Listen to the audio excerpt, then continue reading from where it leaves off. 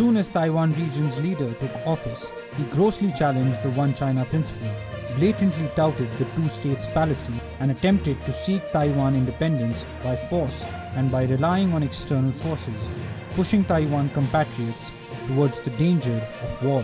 Taiwan ने चीन के सैन्य अभ्यास पर जेट विमानों और मिसाइल, नौसेना और जमीन इकाइयों को अलर्ट पर रखा। ताइवान द्वारा अपनी जेट विमानों, मिसाइलों, इकाइयों, नौसेना और जमीन इकाइयों को अलर्ट पर रखना चीन के सैन्य अभ्यास के प्रति एक महत्वपूर्ण प्रतिक्रिया। यह घटनाक्रम एशिया प्रशांत क्षेत्र में बढ़ते तनाव के संकेत देता है। चीन के सैन्य अभ्यास और ताइवान की प्रतिक्रिया के बीच का संबंध कई सवाल उठाता है, जो ताइवान और चीन के बीच संभावित टकराव की दिशा को दर्शाते हैं। आइए इस विवादित मुद्दे को गहराई से समझते हैं। नमस्कार, स्वागत है आपका एयर न्यूज। ताइवान और चीन के बीच का तनाव कोई नया मुद्दा नहीं, बल्कि यह दशकों से चला आ रहा है। चीन ताइवान को अपना हिस्सा मानता है, जबकि ताइवान एक स्वतंत्र राष्ट्र के रूप में अपनी पहचान बनाए रखने की कोशिश कर रहा है। ऐसे में चीन के सैन्य अभ्यास और ताइवान की सतर्कता को एक रणनीतिक चाल के रूप में भी देखा जा सकता है, जो दोनों पक्षों के बीच शक्ति प्रदर्शन का एक हिस्सा हो सकता है। आपको बता दें कि ताइवान की इस प्रतिक्रिया का उद्देश्य न केवल अपनी रक्षा को सुनिश्चित करना है, बल्कि अंतर्राष्ट्रीय समुदाय को यह संदेश देना भी है कि ताइवान अपने सुरक्षा मुद्दों को गंभीरता से लेता है। यह ताइवान की राष्ट्रीय सुरक्षा और संप्रभुता को बनाए रखने के प्रति उसकी प्रतिबद्धता को दर्शाता है।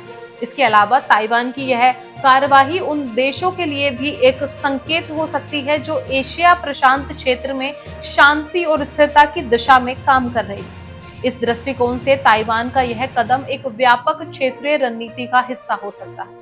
इस घटनाक्रम से यह भी स्पष्ट होता है कि ताइवान और चीन के बीच का तनाव केवल सैन्य अभ्यासों तक सीमित नहीं, बल्कि यह एक व्यापक भू राजनीतिक संघर्ष का हिस्सा है।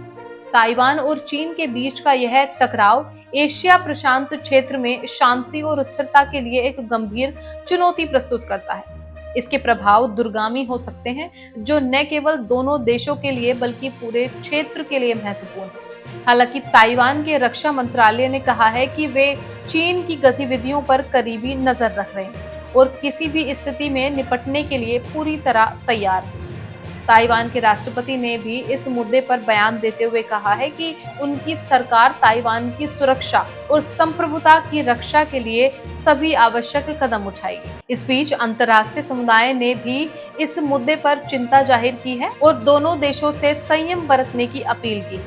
अमेरिका और जापान ने ताइवान के प्रति अपने समर्थन का इजहार किया है और चीन से आग्रह किया है कि वह अपने सैन्य अभ्यास को रोके और बातचीत के माध्यम से समाधान तलाशे।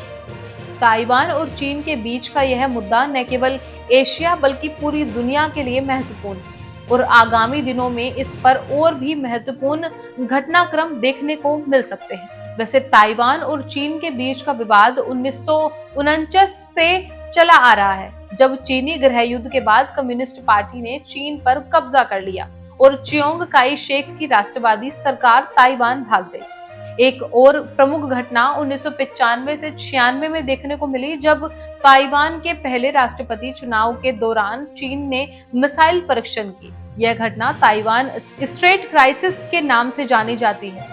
इस समय चीन ने ताइवान के निकट मिसाइलें दागी और सैन्य अभ्यास किए, जिसका उद्देश्य ताइवान के चुनावी प्रक्रिया में बाधा डालना और यहाँ की जनता को डराना था। इस संकट के दौरान चीन ने बड़े पैमाने पर सैन्य शक्ति का प्रदर्शन किया, जिससे ताइवान और उसके सहयोगियों में चिंताएं बढ़ गई। अमेरिकी नौसेना ने स्थिति को नियंत्रित करने के लिए 2 एयरक्राफ्ट कैरियर ताइवान स्ट्रेट में भेजे, जिससे स्थिति शांत हो गई। यह घटना ताइवान और चीन के बीच तनाव बढ़ाने वाली घटनाओं में से एक मानी जाती है। हाल के वर्षों में भी चीन ने ताइवान के निकट सैन्य अभ्यास को बढ़ाया है और 2020 और 2021 में चीन ने ताइवान के वायु क्षेत्र में बड़ी संख्या में सैन्य विमान भेजे। ताइवान की वायु सेना को कई बार अपने फाइटर जेट्स को स्क्रम्बल करना पड़ा। इसके अतिरिक्त चीन ने ताइवान स्ट्रेट में नौसैनिक अभ्यास भी बढ़ाए हैं, जिससे ताइवान की सुरक्षा चुनौतियां और भी जटिल हो गई। इन घटनाओं से स्पष्ट होता है कि ताइवान और चीन के बीच संबंध हमेशा से तनावपूर्ण रहे। सैन्य अभ्यास और मिसाइल परीक्षणों का उपयोग चीन ने ताइवान पर दबाव बनाने के लिए कई बार किया। ताइवान के लिए यह महत्वपूर्ण है कि वह अपनी सुरक्षा को मजबूत बनाए रखे और अंतर्राष्ट्रीय समुदाय के साथ सहयोग करे ताकि वह इन चुनौतियों का सामना कर सके। तो इस रिपोर्ट में बस इतना ही। इस मुद्दे से जुड़े कोई भी सवाल या अपने विचार आप हमें हमारे कमेंट में लिख सकते हैं और इसी तरह की देश और दुनिया की तमाम खबरों के लिए चैनल को सब्सक्राइब करके बेल आइकन को दबाना ना भूलें ताकि आने वाले समय में आपको हमारी महत्वपूर्ण वीडियो की नोटिफिकेशन समय से प्राप्त हो सके।